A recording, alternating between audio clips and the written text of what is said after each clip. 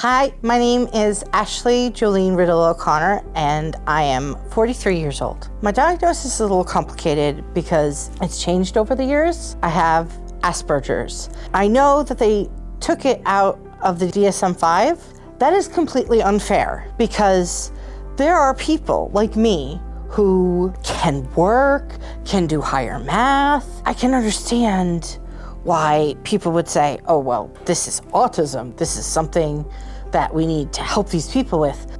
There are no services for people like me, and I have to struggle to get the kind of help that I need, even though I'm still on SSI, I still work with Lazo.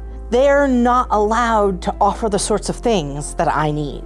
Medicaid is helping me deal with my declining physical health. I have lower back pain that is being caused by my spinal fluid pressure being too high. They still need to do more tests before they can tell me exactly what's going on and how I can heal it. I've had a spinal tap, I've had an MRI, and a lot of blood work so far. Because I qualified for Medicaid, I get to see an eye doctor once a year, I get to see the dentist twice a year, and I have a primary care physician. All of that would be impossible without Medicaid. I also get telehealth therapy. It just helps to talk to someone when you're part of the least wanted minority in America. We found out about the spinal fluid because of a 6-day long migraine.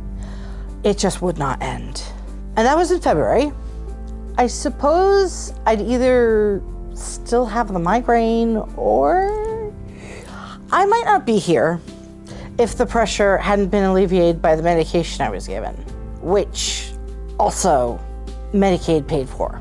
Medicaid lets me actually sit here in front of you today because Medicaid was able to have Lazo as my plan writer, and they helped me get in touch with all of the rest of the services that I need. I tried to do some seasonal work in, I think it was 2023 at Mesa Verde.